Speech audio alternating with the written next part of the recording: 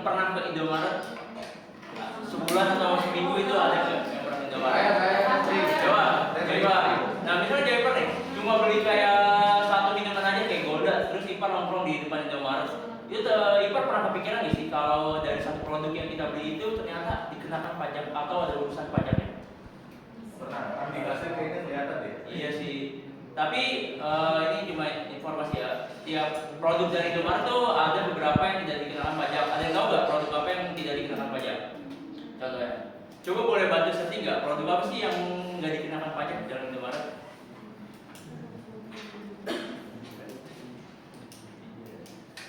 Rehan bisa bantu setting nggak Rehan?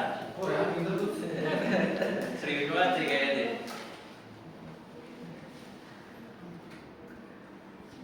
Oke, sembako gitu ya mas? Nah iya kayak sesuai dengan undang-undang juga ya kayak kebutuhan pokok itu tidak dikenakan pajak. Jadi kayak misalnya yang kena pajak itu produk-produk yang nggak termasuk kebutuhan pokok dan produk itu dikenakan pajak 11%. Ya 11%. Kalau barang mewah itu sekarang kan kenaikan ada 12%. Sekarang bayangin deh dalam satu hari suatu gerai Indomaret yang ada di Indonesia banyak banget gerai Indomaret Indonesia.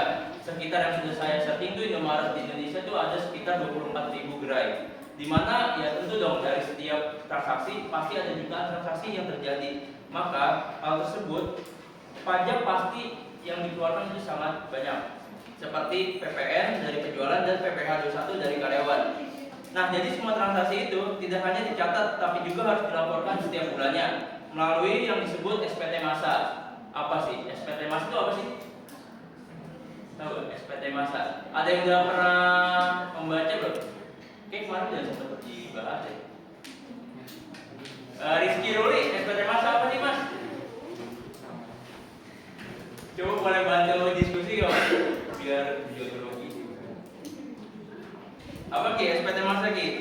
Formulir Apa tuh mas? Yang digunakan oleh wajib pajak.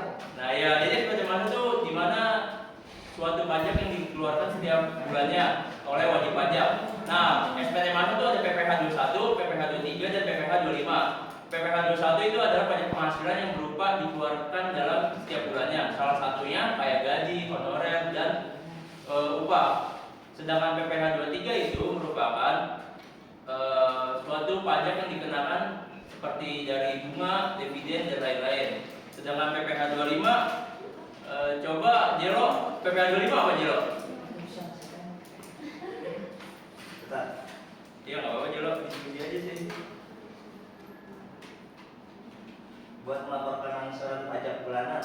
Nah ya, jadi PPh 25 itu termasuk untuk peringatan dari wajib pajak. Kan biasanya kan pajak dilaporkan setiap tahunnya. Nah ini dari PPh 25 itu bisa diurutkan setiap bulannya. Pelaporan pajak merupakan kewajiban bagi setiap wajib pajak sebagai bentuk kepatuhan terhadap peraturan. Pada perusahaan retail seperti Indomaret, pelaporan pajak menjadi lebih kompleks karena tingginya volume transaksi dari banyaknya cabang. Nah, penelitian ini bertujuan untuk menganalisis pelaporan SPT massa dengan metode kualitatif berbasis studi literatur. SPT merupakan sarana utama bagi wajib pajak untuk melaporkan kewajiban perpajaknya kepada Direktorat Jenderal Pajak atau DJP. Salah satu yang sering digunakan adalah SPT massa, yaitu pelaporan pajak yang dilakukan setiap bulan. Pelaporan ini tidak terlalu sederhana karena Indomaret memiliki banyak cabang dan transaksi tinggi karena setiap transaksi penjualan berkaitan dengan PPN. Sementara gaji karyawan berkaitan dengan PPh 21. Hal ini menunjukkan bahwa pelaporan pajak menjadi bagian penting sebagai operasional perusahaan.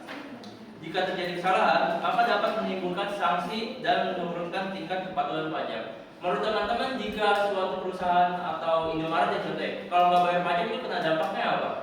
Dika, boleh bantu Dika? Misalnya Indomaret nih, dia nggak bayar pajak kepada pemerintah. Apa sih dampaknya bagi si Indomaret itu? Apa? Bisa sih. Jadi kalau Indomaret nggak bayar pajak atau ada penggelapan dana tuh bisa aja asetnya disita oleh pemerintah. Makasih ya, saya kira penelitian ini menggunakan pendekatan tadi kualitatif dengan metode studi kasus pada Indomaret. Data yang digunakan menggunakan data sekunder dan analisis yang dilakukan secara deskriptif. Materi selanjutnya akan dilakukan oleh Renny Saputra. Nah, selanjutnya itu ada materi tentang hasil dan bahasan dari Indomaret tadi. Nah, deskripsi kasusnya yang pertama itu Indomaret merupakan perusahaan retail yang memiliki ribuan gerai dari masalah 24.000 yang tersebar di seluruh Indonesia. Aktivitas utamanya itu penjualan barang pada konsumen secara langsung. Nah, yang setiap transaksinya itu berpotensi dikenakan pajak utama nilai atau PPN.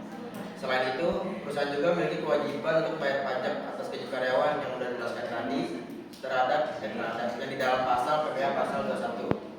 Dengan tingginya frekuensi transaksi yang terjadi tiap hari, Indomaret diwajibkan untuk melakukan pelaporan pajak secara rutin melalui SPT Masa. Laporan ini dilakukan setiap bulan dan mencakup berbagai jenis pajak yang timbul dari aktivitas operasional perusahaan. Nah, dalam prakteknya itu, laporan pajak dilakukan secara elektronik melalui sistem e-filing yang disediakan oleh DJP atau Direktorat Jenderal Pajak. Nah, analis dan bahasan dari materi tadi itu, pelaporan pajak pada perusahaan ini seperti Indomaret merupakan menunjukkan bahwa kompleksitas operasional perusahaan memiliki pengaruh besar terhadap proses administrasi perpajakan. Menurut Undang-Undang Nomor 28 Tahun 2007 tentang Ketentuan Umum dan Tata Cara Perpajakan atau KUP, SPT Masa itu merupakan laporan pajak yang harus disampaikan setiap bulan untuk jenis pajak tertentu, seperti PPh pasal 21, PPh pasal 23, PPh pasal 25, dan PPN. Nah, contohnya SPT Masa PPN dilaporkan setiap bulan oleh pengusaha pajak atau PKP. Salah satu tantangan utamanya yaitu pengelolaan data dari berbagai cabang yang harus dikonsolidasikan dalam satu sistem. Ketidaksesuaian data antar cabang dapat menyebabkan kesalahan dalam perhitungan pajak. Batas waktu pelaporan SPT Masa yang ditetapkan oleh DJP atau Direktorat Jenderal Pajak juga relatif ketat. SPT Masa PPh harus disampaikan paling lambat tanggal 20 bulan ke depannya. Sedangkan SPT Masa PPN paling lambat akhir bulan berikutnya setelah masa pajak berakhir. Pada perusahaan dengan ribuan gerai seperti Indomaret, yang melakukan pembayaran kepada pihak luar. Penerapan PPh pasal 26 menjadi penting karena berkaitan dengan Kesimpulan mengenai penerapan PPN sekolah